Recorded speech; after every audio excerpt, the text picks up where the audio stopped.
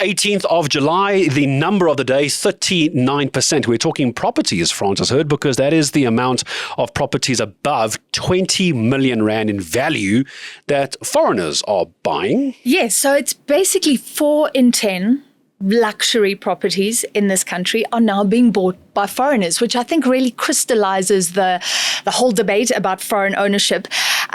It's research from Lightstone that does great work for the banks. By the way, if you want to know what your property is valued at, what sort of bond you could get on a property, you can go to Lightstone and get that research.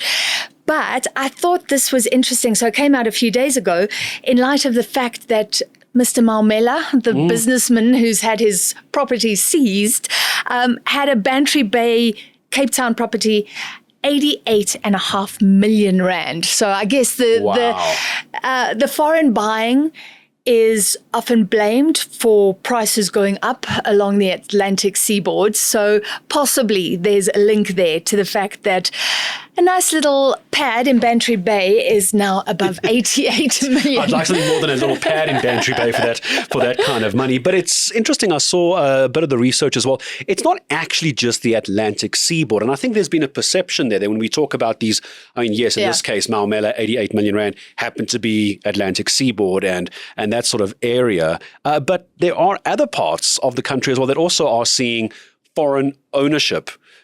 In places I probably would not have thought so of, like North Coast, for example, the Limpopo area. Yeah, so you're right. Atlantic seaboard is big. Sure. The Winelands is still big. Massive, yeah. And foreigners are seeing this as such an attractive investment because you get this, commentators have spoken about sort of an extraordinary lifestyle in the Cape at a pretty good price compared to other parts of the world with beautiful sea views and mountains and restaurants. But you're right, because KwaZulu-Natal, the North Coast, is selling well. And there's a Club Med there, and Belito, Salt Rock, those sort of areas are attracting a lot of foreign and local interest. And that's quite nice that it's not only the Cape, that people are looking at KZN as a future destination. Then you do have Limpopo, the game farms, very attractive. And Gauteng is interesting because we actually have a higher rate of foreign ownership.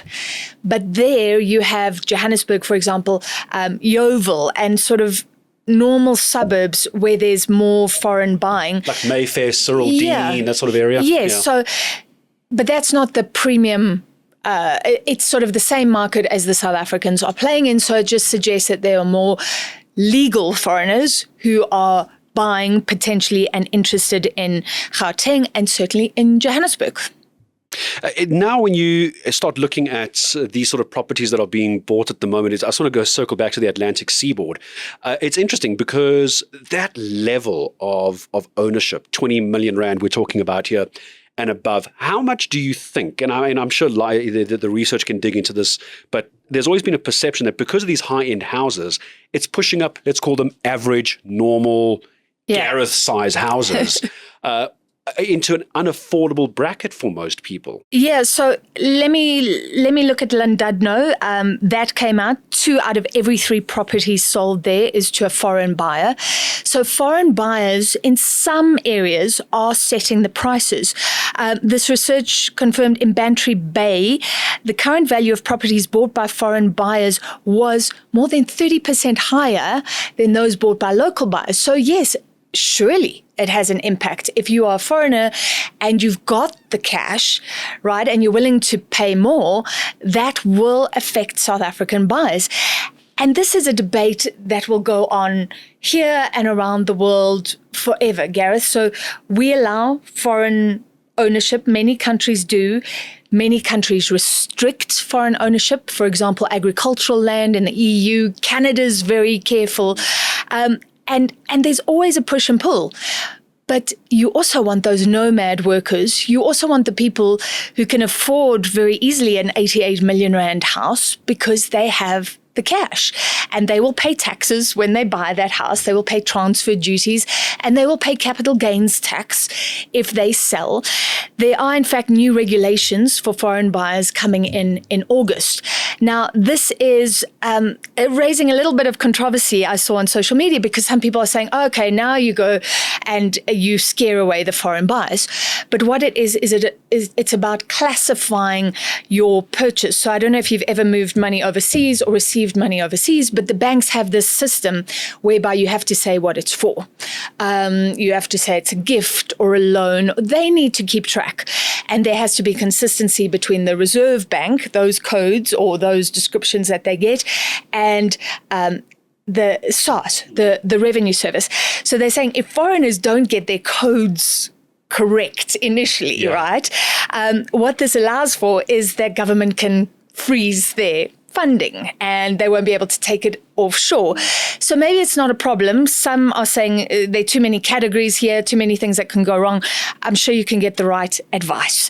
But the thing is, be careful of those codes. So now there's a debate, is that going to turn off foreign ownership?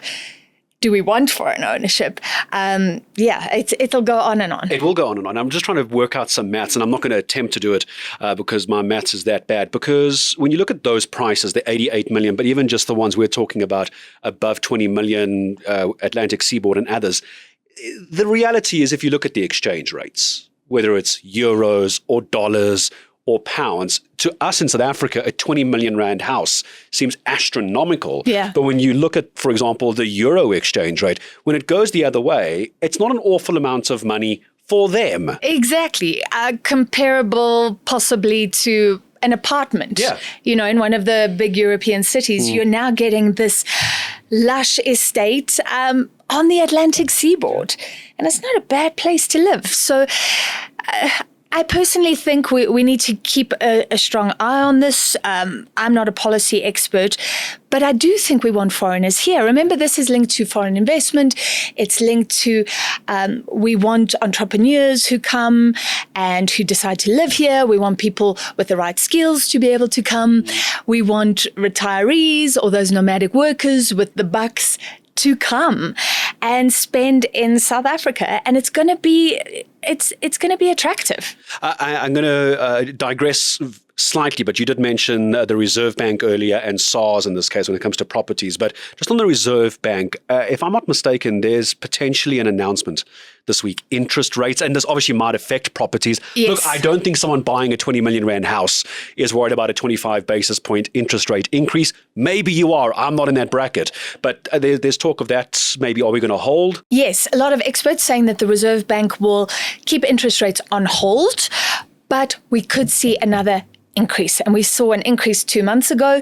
Seif at the time said this is very bad because you're right, at the upper end, there's a lot of protection from fluctuations.